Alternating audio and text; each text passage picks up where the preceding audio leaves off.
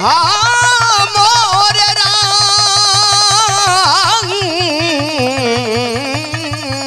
हो राम।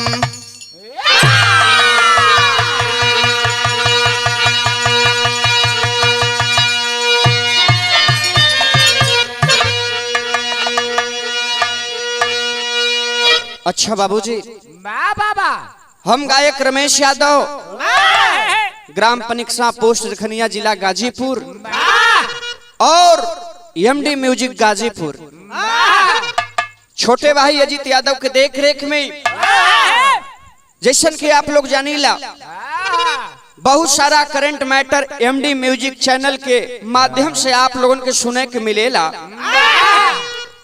अब बहुत सारा आप लोगों का प्यार दुलार मिलेला और आपसे हमारे एक रिक्वेस्ट बा कि आप लोग हमारे एमडी म्यूजिक चैनल के जरूर रहुआ सब सब्सक्राइब करी और ज्यादा से ज्यादा शेयर करी और कमेंट करी।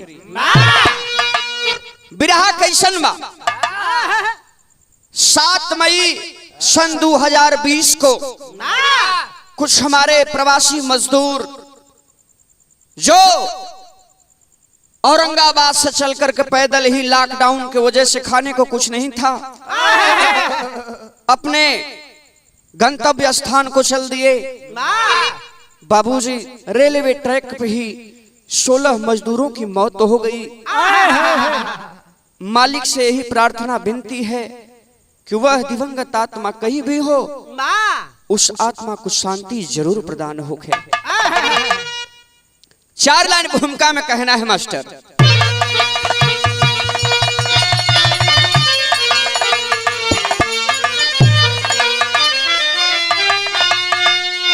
ऐ खुदा तुझसे मेरी यही आरज़ू,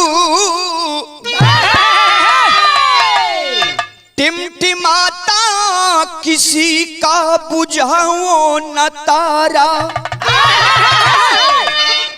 किसी के बुढ़ापे की लाठी न छीनो,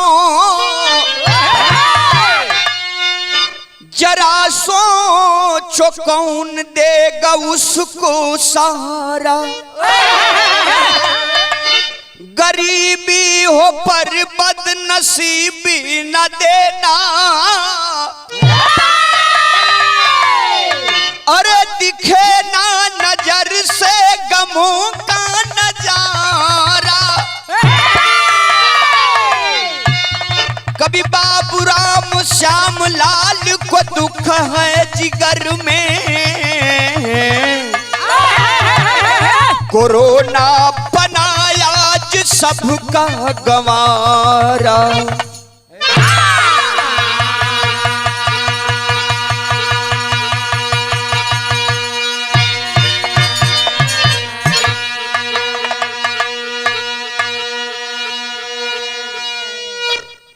कभी बाबूराम श्यामलाल को दुख है जिगर में, कोरोना बना आज सबका गंवारा।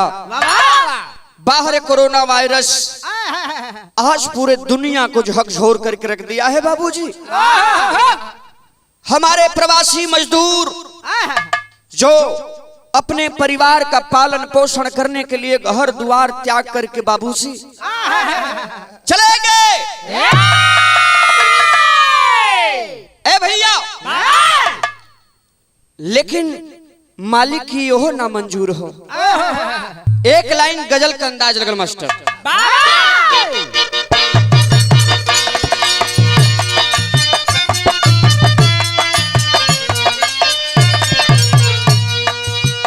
लाइन हुआ है मास्टर हमारे संकेत कैलन है कि अरे पिया जिसको, कि अरे पिया जिसको चाहे सुहागन वही है।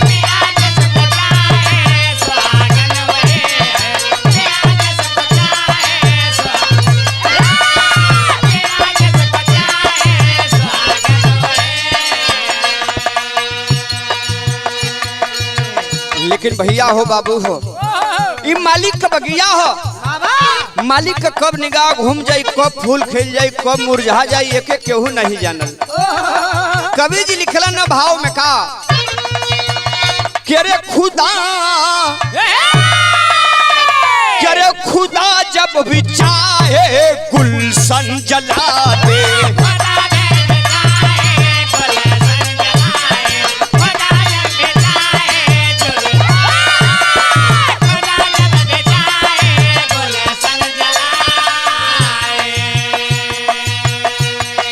खुदा जब भी चाहे गुलशन जला दे।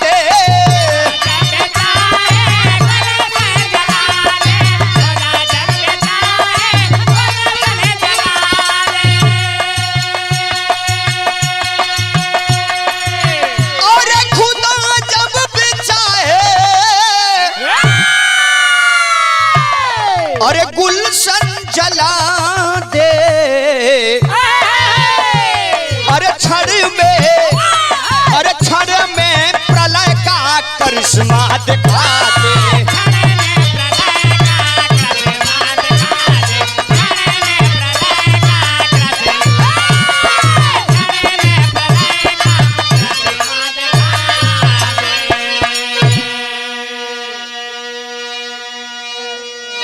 यही से बिरहा का कहानी शुरुआत हो गई। कहानी कैसन बा, कहाँ का बा, शुरुआत हम मास्टर।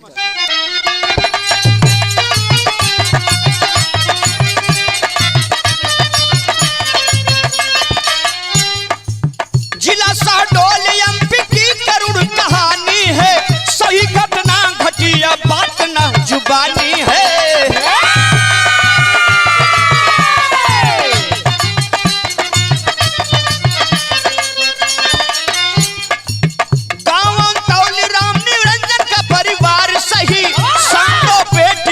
कोई न रोजगार वही,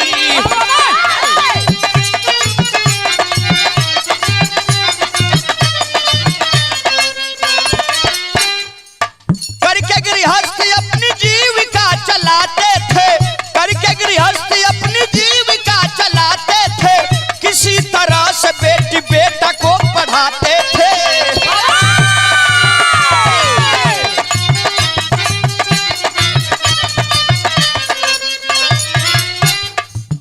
खर्च बढ़ने लगा तो बेटों ने विचार किया, खर्च बढ़ने लगा तो बेटों ने विचार किया, कमाने जाएंगे हम पिता से गुहार किया।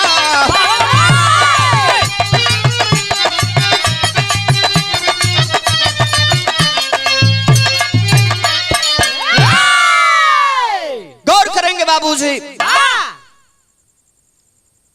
मध्य प्रदेश प्रांत के जिला शहडोल में एक गांव, जौने गांव का नाम अंतौली बतावा गया। ए भैया, वही रहे वाला एक किसान के परिवार जिनका नाम राम निरंजन गौड़ बताया गया। बाबूजी, दो बेटा और दो बिटिया। एक बेटा का नाम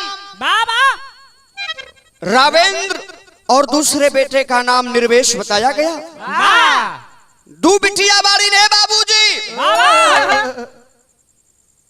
राम निरंजन गौड़ गृहस्थी करके, खेती बाड़ी करके, मजदूरी धतूरी करके अपने दोनों बेटी दोनों बेटों को पढ़ाने लिखाने का काम कर रहे हैं बाबूजी।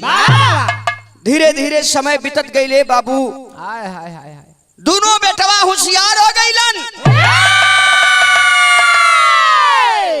नौकरी के तलाश में लग गईलन। लेकिन बाबूजी नौकरी नसीब नहीं भई।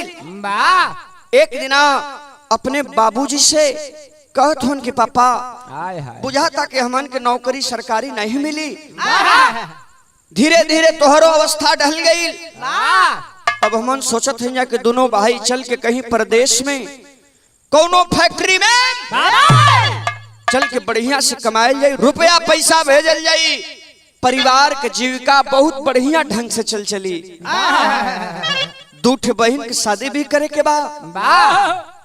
माई बाबू समझाओ थे उनके बेटा, ठीक है बेटा, जा जा बेटा, लेकिन हमारे को बात सुन ला बेटा। का बताओ तुम मास्टर गीत लग गई।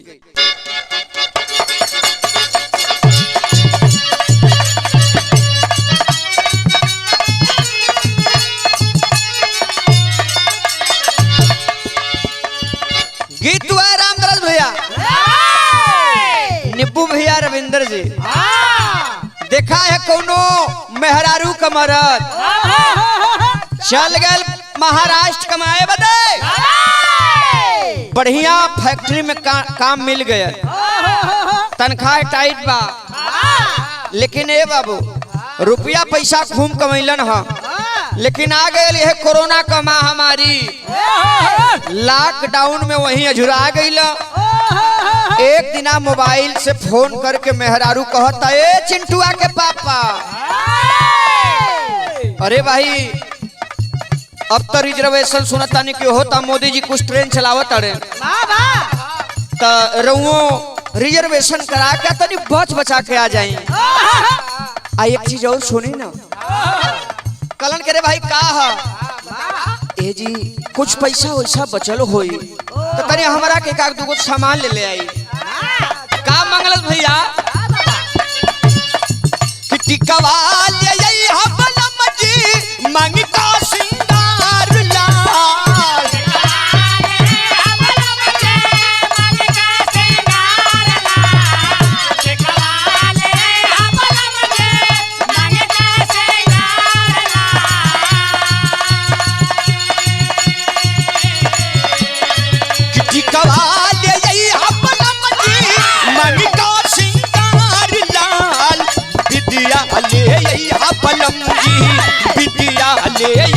पलम जी चमकी लीलार लाल बिटिया ले पलम जी चमके लीलार लाल बिटिया ले पलम जी चमके लीलार लाल बिटिया ले पलम जी।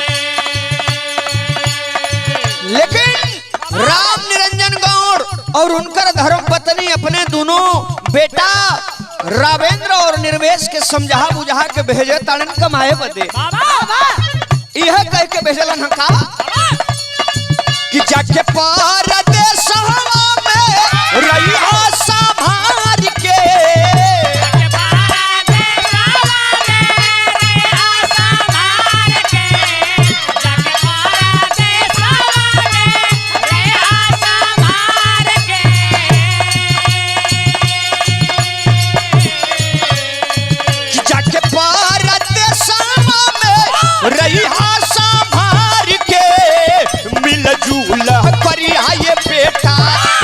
करियाए बेटा रोज रोज गार के मिल जुल करियाए बेटा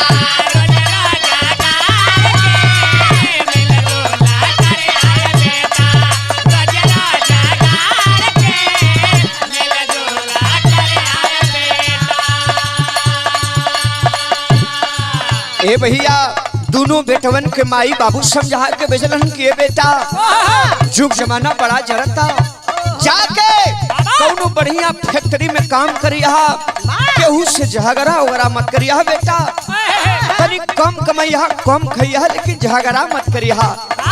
दोनों भाई चल देते हैं पहुंच गए और जाकर के फैक्ट्री में काम करने लगे। जलना लोहा फैक्ट्री में करे लगल काम हो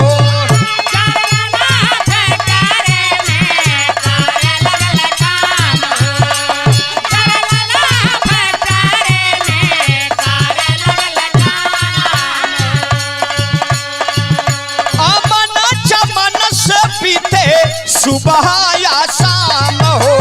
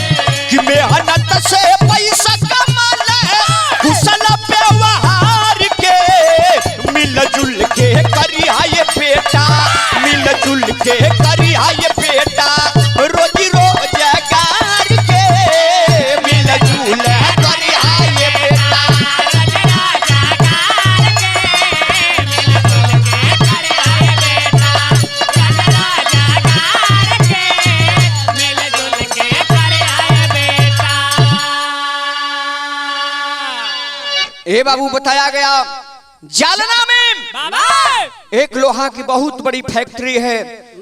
दोनों भाई उस लोहे की फैक्ट्री में काम करने लगे बाबूजी। धीरे धीरे समय बीतत गई बाबूजी, तनख्वाह भी बढ़ गई। घरे से माई बाबू का हालचाल दोनों भाई लेत हुवन। घरे भी खुशी के ठिकाना नहीं बा। इधर राम निरंजन गौड़ घरे भी किसानी गृहस्थी करके बाबूजी अन्न उपजाते थे। बड़ा बढ़िया ढंग से परिवार का पालन पोषण होखे लागल। लेकिन भैया हो बाबू हो, दोनों बिटिया सयान भइलिन ह, पैसा रुपया भेजलन ह। दोनों बेटिन के बड़ा धूमधाम से शादी भइल बा और पैसा जाके फिर कमाए लगलन बाबूजी। लेकिन आ गई समय 2020 वाली 12/2020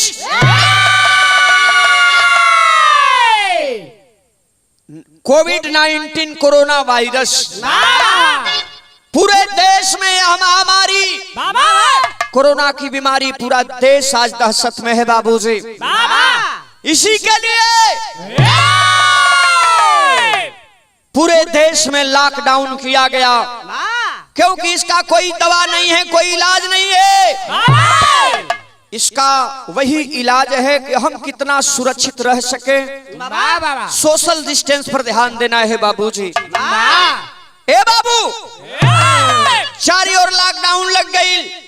बहुत सारे हमारे प्रवासी मजदूर गुजरात, महाराष्ट्र, आंध्र में फंसे हुए हैं। लेकिन बाबूजी, मैं सरकार से कहना चाहता हूं, प्रधानमंत्री जी से, लॉकडाउन तो आपने कर दिया, लॉकडाउन का लोग पालन भी किए, लेकिन आखिरकार कब तक करेंगे? जो हमारे प्रवासी मजदूर बाहर फंसे हुए थे और फंसे हुए हैं, डेली बाई डेली पैसा कमाते थे और खाते थे बाबूजी। धीरे धीरे बाबूजी 2 महीना का समय निकल गई, खाने को कुछ नहीं है और उन लोगों के लिए कोई व्यवस्था नहीं की गई बाबूजी। हमको तो लग रहा है, न्यूज पर आप लोगों ने देखा होगा, कोरोना बीमारी से तो लोग मर रहे हैं, लेकिन उससे ज्यादा कहीं भूखमरी से लोग मरत हुए। ए भैया, बिरहा के अंदर एक लाइन तर्ज लग गई।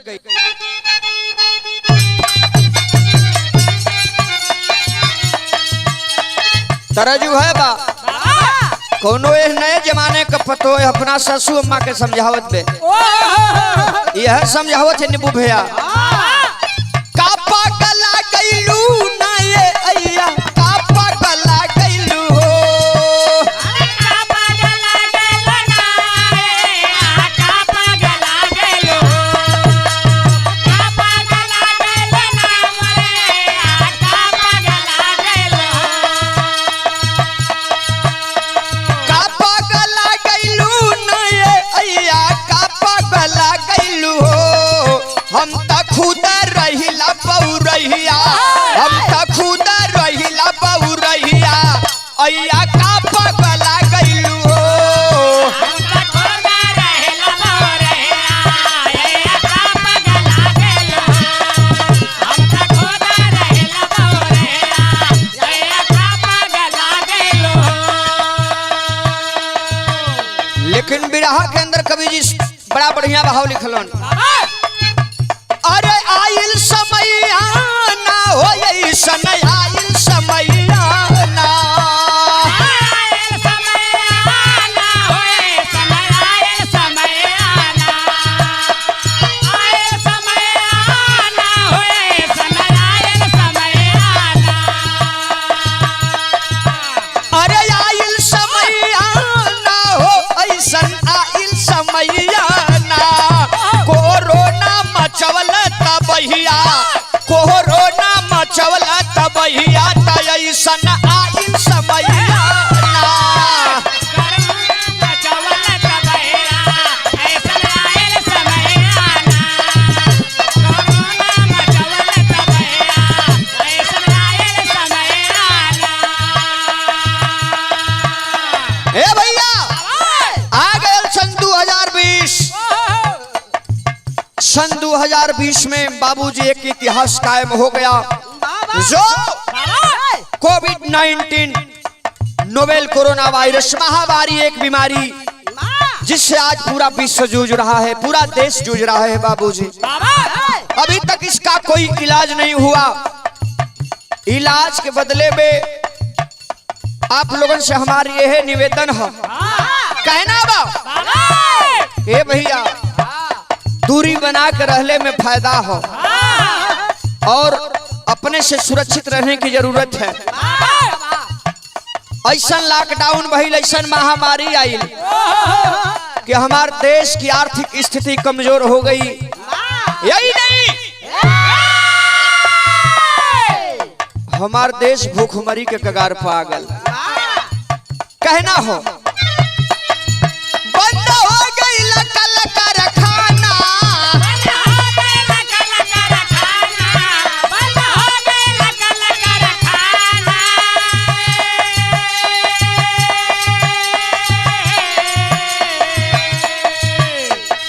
नहीं मिले भर पेट खाना,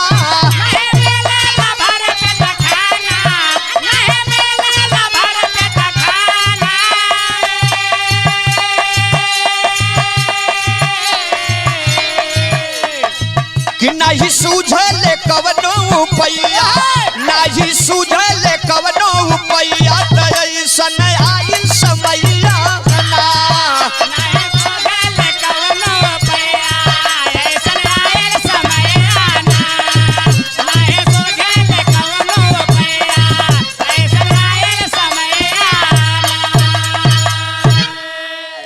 गौर करेंगे बाबूजी, बहुत सारे हमारे मजदूर जगह जगह लॉकडाउन में फंसे हुए हैं बाबूजी।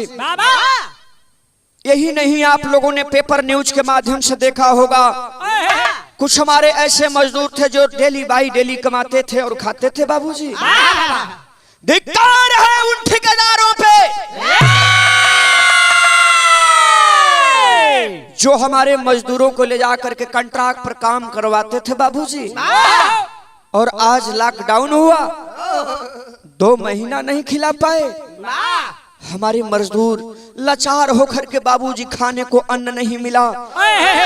पता चला बाबूजी कि कुछ ऐसे भी मजदूर थे जो पैदल अपने गंतव्य स्थान को चल दिए। अभी अभी आप लोगों ने पढ़ा होगा अखबार में, एक बिहार के राजेंद्र महतो जो बॉम्बे से बाबूजी पैदल ही चल दिए, खाने को कुछ नहीं मिला। आते आते बाबूजी वाराणसी में, बनारस में दम को तोड़ दिए। अरे मालिक, इतना कड़ी परीक्षा क्यों ले रहा है इंसान से? सब आपकी दुनिया है, सब आपकी कृपा है, लेकिन सरकार सभी में मैं कहना चाहता हूं प्रधानमंत्री जी से, लॉकडाउन आपने कर दिया, अच्छा हुआ, लेकिन लॉकडाउन करने से पहले उन प्रवासी मजदूरों के बारे में कुछ तो सोचा होता। जो हमारे मजदूर फंसे हुए थे उनको सुरक्षित ढंग से उनके घर पहुंचाया गया होता। रुपया पैसा कभी कमी तो नहीं बा। टीवी न्यूज पर, पेपर में बहुत सारा बात सुने के मिलल कि फलाने इतना करोड़ रुपया चंदा दे दिलन, फलाने इतना, आखिर पैसा हुआ क्या? और आज जब स्थिति बिगड़ने लगी तो छोड़ दिए। कितने मजदूर हमारे उसी ट्रेन में आ रहे हैं, और कितने कोई महाराष्ट्र से, आंध्र प्रदेश से, गुजरात से बाबूजी पैदल रास्ते ही चल दिए।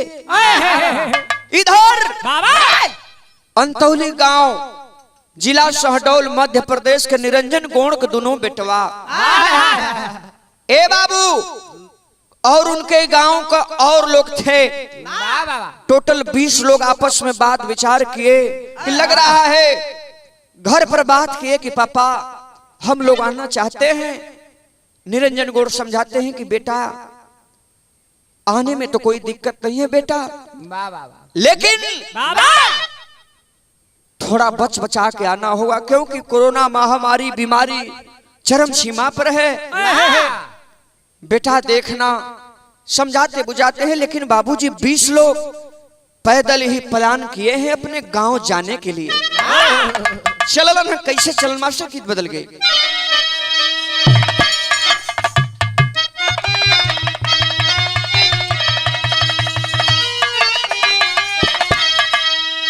तर्ज हुआ है मास्टर, कौन तर्ज है? कह रहे हाई पातर राम जी का,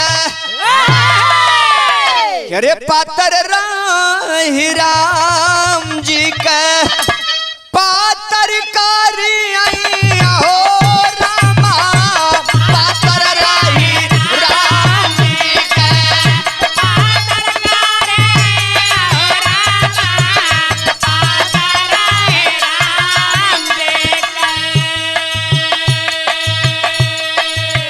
ए बाबू निरंजन के दोनों बेटवन के साथ में एक ही गांव के बाबूजी 10-11 लोग थे और अगल बगल के गांव के लोग वहां से रेलवे के पटरी ध के चल रहलन।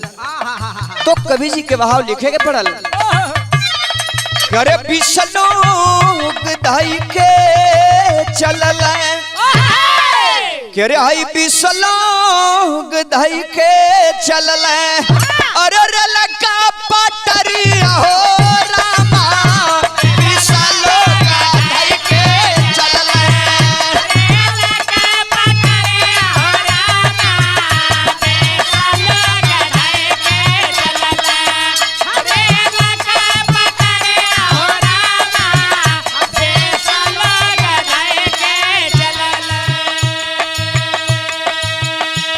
चलत चलत चोरी ठग के हो गईली शरीरिया हो रामा, 20 लोग धाई के चलल है, रेल का पटरिया हो रामा, 20 लोग धाई के चलल, रेल का पटरिया हो रामा, 20 लोग धाई के चलल, रेल का पटरिया हो रामा, 20 लोग धाई के चलल। ए बाबू रेलवे के पटरी के किनारे किनारे बाबूजी 20 लोग अपना झोला बस्ता लेकर के, बाबूजी खाने को कुछ नहीं है, हाथ में बाटल है, कुछ बिस्किट उस्किट लिए हैं, वही खा करके पानी पी करके बाबूजी सुबह निकल जाते हैं। धीरे धीरे कुछ दूर आगे बढ़लन है तो लिखे बड़का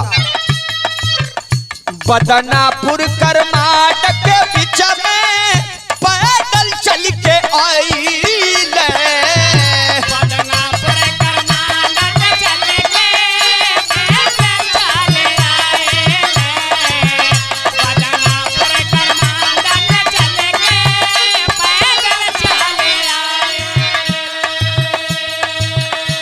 ट्रेन नहीं चला ट्रकवा पर सूती गईला, ट्रकवा पे सूती गईला, ट्रेन नहीं चले ट्रकवा पे सूती गईला, ट्रकवा पे सूती गईला।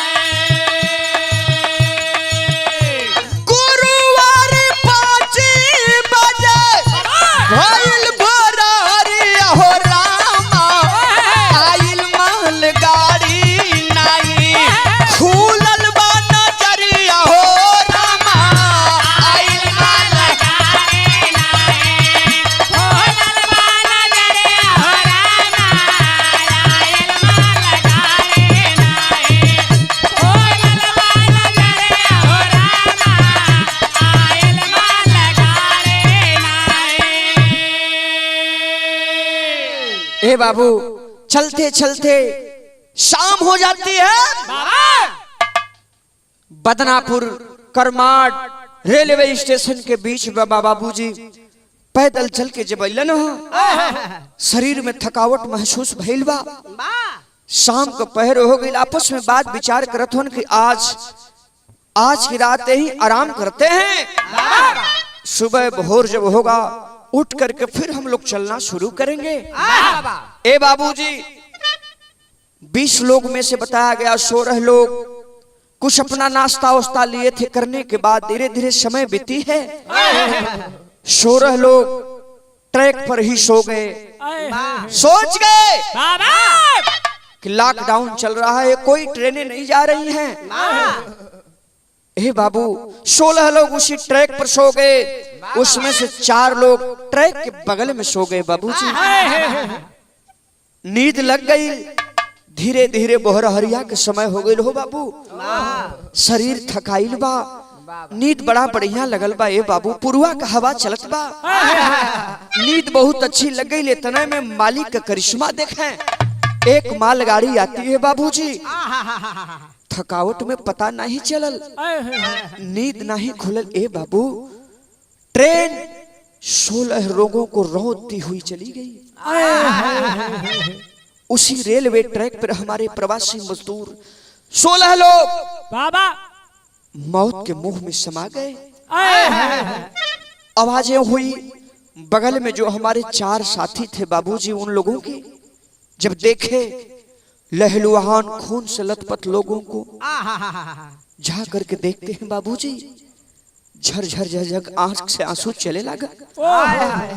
और रोए लगलन, करे मालिक, एक तो भूखमरी से जान बचाने के लिए हम लोग पैदल किसी तरह से अपने घर जा रहे थे कि घर जाएंगे तो कम से कम नमक रोटी तो मिल जाएगी, लेकिन शायद ये भी आपको नहीं मंजूर हुआ। बाबूजी, चारों साथी रोत हुन। कैसे रोत हुन मास्टर?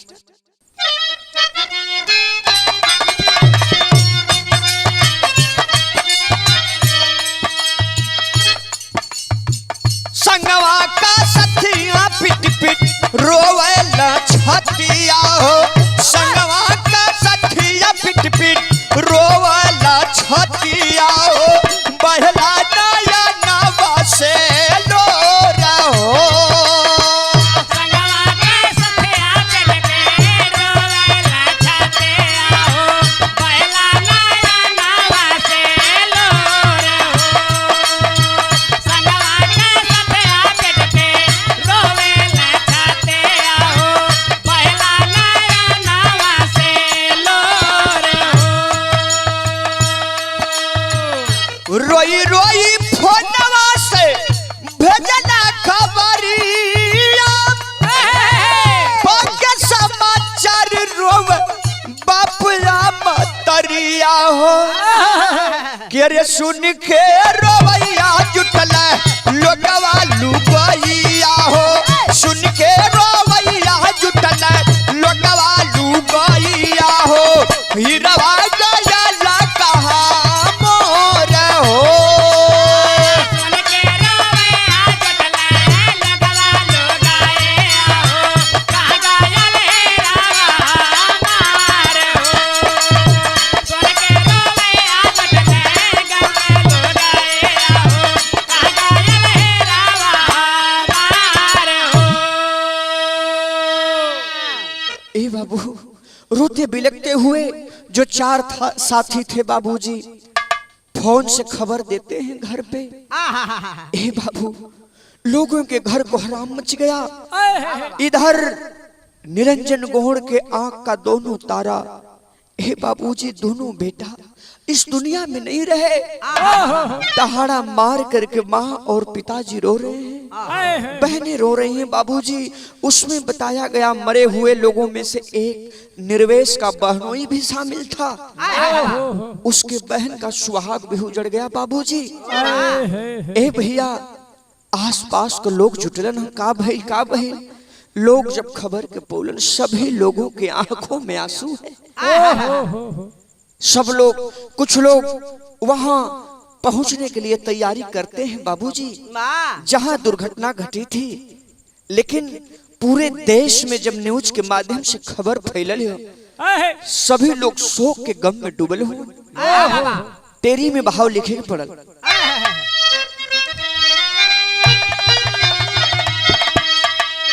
कि अरे मोरे राम, आया चल में ना समाई आसिया।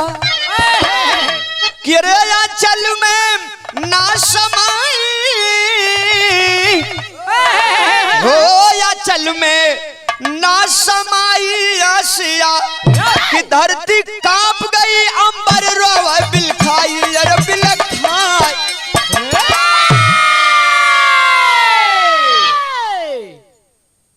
धरती कांप गई अंबर रोवे बिलखाई आंचल में ना समाई आसिया। ए बाबू गांव के लोगन को रो रो करके बुरा हाल बा बाबूजी।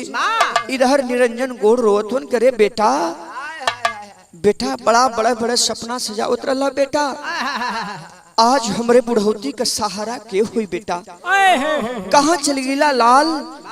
ए बाबू इधर जौन बा बहनें रो रही हैं कि भाई भैया कहाँ चल गिला भैया। आखिरकार सावन के महीना में के करे कलाई हमन के राखी बादल जाई भैया कहाँ चल गईला भैया। ए बाबू चारों तरफ पूरे देश में खबर फैली है तो यहाँ पहपट से भाव लगल मास्टर।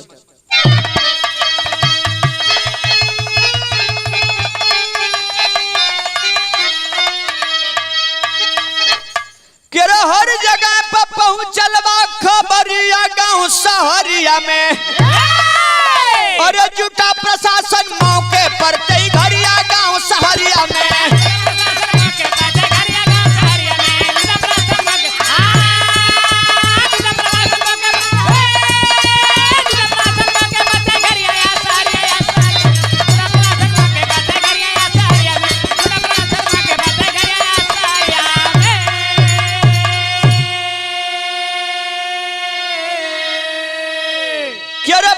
सीएम रेल मंत्री सब ही दुख जतावा अरे 5 लाख आर्थिक मदद का अरे घोषणा के सुनावा। 16 जनाजा सुत गईला चदरिया गांव शहरिया में और ट्रेन से चलला अंतौली नगरिया गांव शहरिया में।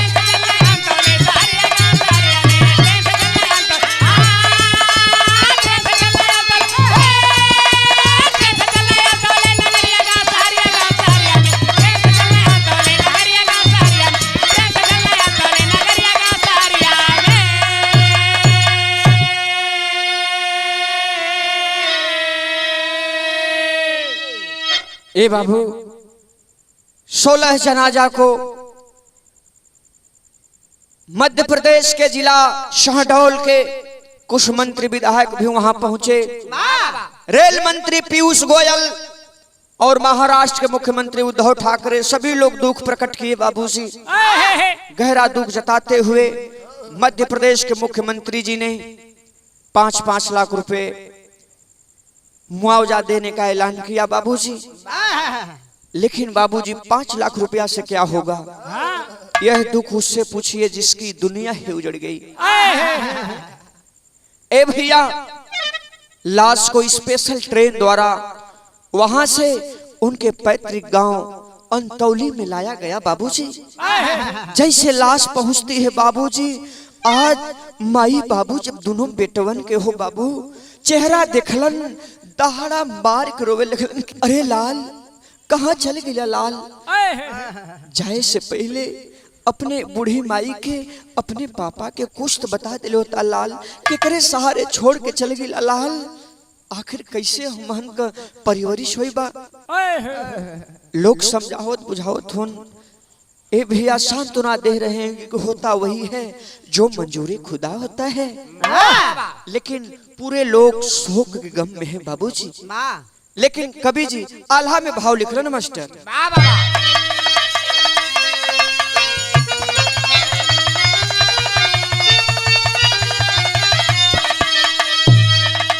कि अरे हाय राम अरे काल बिकराल होला अरे समय का तकाजा बाबू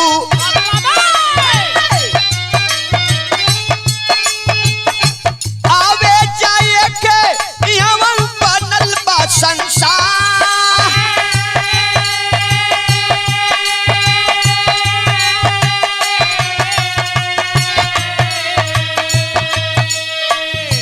धीरज धरे नहीं देख के मतरिया बाबू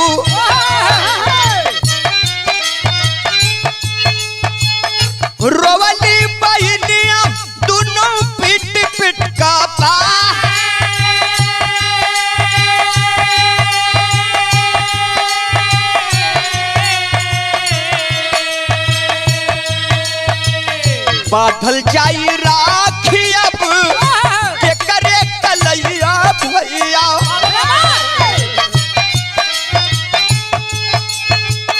छोड़ के परैला कहवा पीर न हो हवा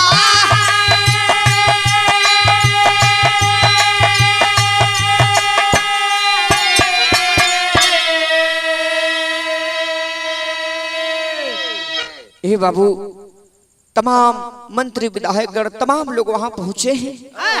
सब लोग हर संभव मदद दिलाने का भरोसा दिला रहे हैं बाबूजी। लेकिन माई बाबू को आज ए भैया दशा देख करके लोगों की आंखें नम है।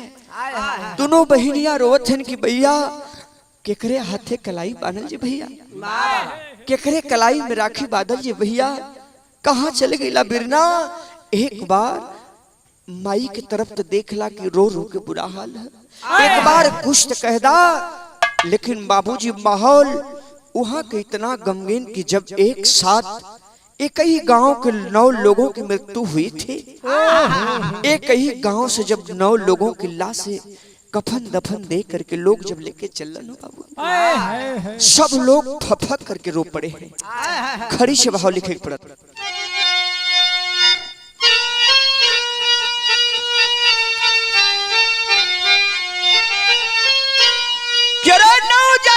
साथ में चलल बात घरी कबर से रखिया सावन भादो जसबर सैले बादारी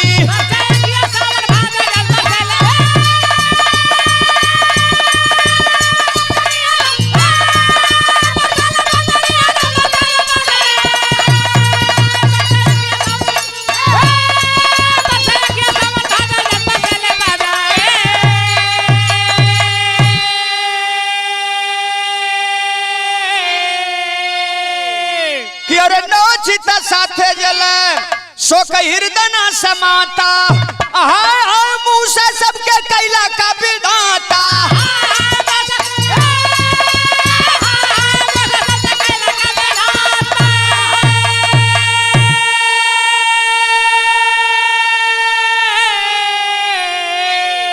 करे हो कराई होनी ना कोई के टारे टरी कबर से अखियां सावन भादो जसबर सैले बादार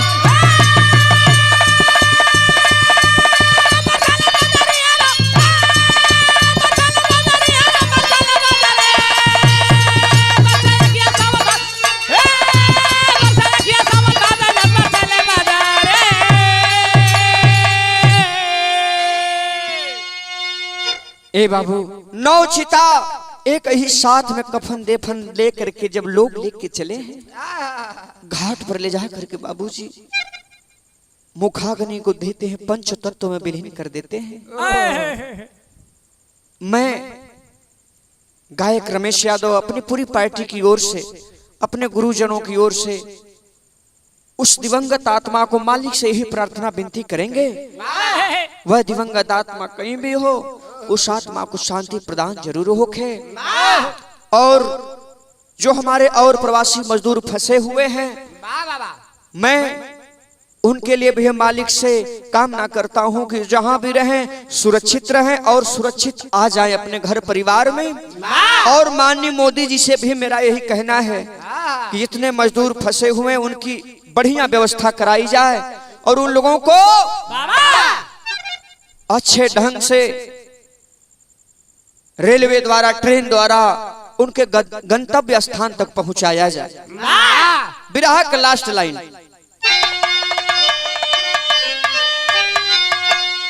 गुरु बिहारी लगन देव की राम फेर जीवत सिउदा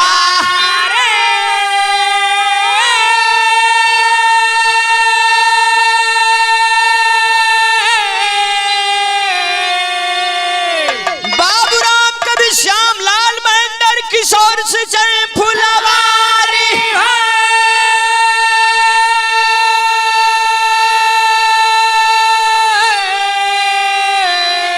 अरे चल में ना समाई असिया